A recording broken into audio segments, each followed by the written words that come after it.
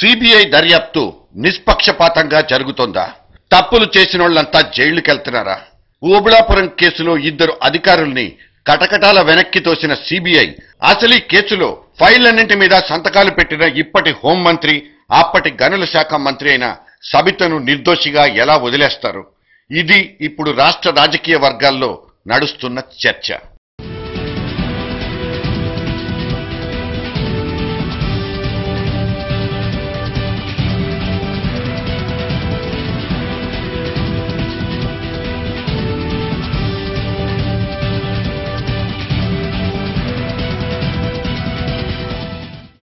ఈవిడే సబిత ఇంద్రారెడ్డి.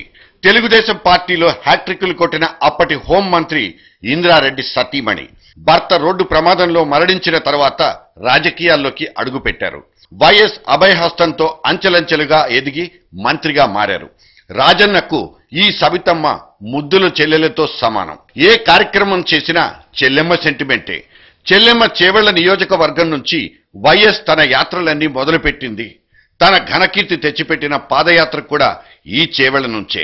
ఇక ఆయన పథకాలన్నింటికీ గంట మోగించింది ఇక్కడి నుంచే.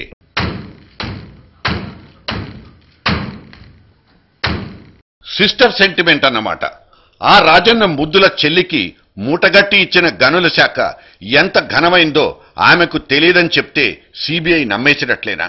ఆనాడు గాలి జనార్దన్ రెడ్డి అనబడే గనుల కింగుకు ఎకరాలకు ఎకరాలు ధారాదత్తం చేస్తూ ఫైళ్లు కట్టలు కట్టలుగా ఎగురొచ్చి ఆమె టేబుళ్ల మీదకొస్తే క్షణం ఆలస్యం చేయకుండా ఫటాఫట్ సంతకాలు పెట్టిన ఈ సబితమ్మ వాటిలో ఏముందో నాకు తెలియదంటే దాన్ని సిబిఐ ఎలా నమ్మగలిగిందనేది తెర మీదకొచ్చిన బిగ్ క్వశ్చన్. దాదాపు నెల క్రితం అంటే అక్టోబర్ 28న సిబిఐ సబితమ్మ ఇంటి తలుపులు తట్టింది. గాలి ఫైళ్ల మీద ఆమె పెట్టిన సంతకాల సంగతేమిటంటూ ఆరాలు తీసింది. ఆ ఫైళ్ల మీద సంతకాలు చేయడానికి మీకు ఎవరి నుంచైనా ఒత్తిళ్లొచ్చాయా అంటూ మళ్లీ ప్రశ్నించింది.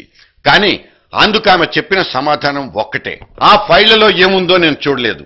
నా అధికారులు చేసిన సిఫార్సులతోనే సంతకాలు చేశాను తప్ప వాటి లోతుపాతుల గురించి నాకు పెద్దగా తెలీదు. ఇది ఆమె సిబిఐకి ఇచ్చిన జవాబు. మంత్రులు అధికారుల మీదకు నెపం నెట్టేస్తారు, అధికారులు మంత్రుల మీదకు తోసేస్తారు. మంత్రులు తమ రాజకీయ శక్తియుక్తులతో బయటపడిపోతారు. వాళ్ళు చేయమందలా చేసేసి గుడ్డిగా ఎస్ అన్న అధికారులు మాత్రం ఇన్వెస్టిగేటింగ్ కోరలకు చిక్కిపోతారు. జరుగుతోంది ఖచ్చితంగా ఇదేనని చెప్పడానికి ఒక ఓబుళాపురం కేసును ఒక ఉదాహరణగా తీసుకోవచ్చు. ఒక మంత్రి తన దగ్గరకొచ్చిన ఫైలు మీద తెలిసి సంతకం చేసినా తెలియకుండా చేసినా అందుకు బాధ్యత వహించాల్సిందే. ఇది రూల్ బుక్ చెప్తున్న నిజం. ఈ నిజాలు మంత్రికి తెలియవని చెప్పడానికి లేదు. గాలి జనార్దన్ రెడ్డి పట్ల అప్పటి ముఖ్యమంత్రి వైఎస్ అవాజ్యమైన ప్రేమ కురిపించారన్నది ఇప్పుడు సాక్ష్యాధారాలతో సహా బయటకొచ్చిన నిజం. ఆయన పేచీ నుంచి వచ్చిన ఆదేశాలే ఆనాటి ఈ సబితమ్మకు కూడా శిరోధార్యం. తనకో రాజకీయ జన్మనిచ్చిన అన్న వైఎస్ ఆదేశాల్ని బేఖాతరు చేయగలిగే దమ్ము ధైర్యం ఈ చెల్లెమ్మకు ఎక్కడి నుంచి వస్తుంది? అందుకే రెండో ప్రశ్నే లేకుండా ఆ సంతకాల జోరు సాగించేశారు మేడం.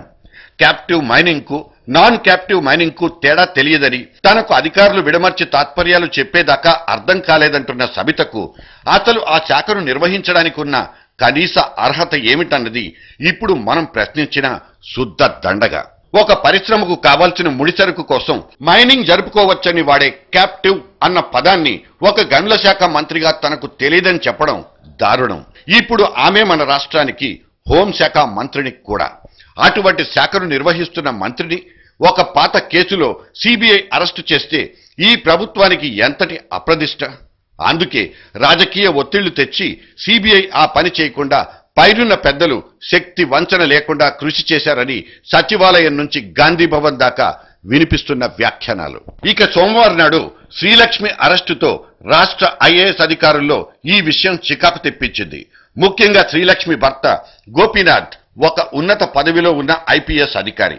తన భార్య కోర్టులో భోరుమంటూ తనను పట్టుకుని విలిపిస్తుంటే ఆయన పడిన బాధను చూసి చలించిపోయిన కొంతమంది పోలీసులు కటువుగానే ఈ వ్యాఖ్యానాలు చేస్తున్నారు. అడిగిన పనుల్ని కాదనకుండా ఎదురు ప్రశ్నలు వేయకుండా చేసి పెట్టినందుకు మేము శిక్షలు అనుభవించాలి, ఆమె మాత్రం నిక్షేపంగా పదవిలో కొనసాగుతూ ఉండాలా అన్నది సదరు వ్యాఖ్యానాల సారాంశం. అయితే అటు సబిత కానీ ఇటు శ్రీలక్ష్మి గాని ఆనాటి వైఎస్ జమానాలో పావులుగా ఉపయోగించబడ్డారనేది నిష్పక్షపాతంగా చెప్పుకోవాల్సిన విషయం.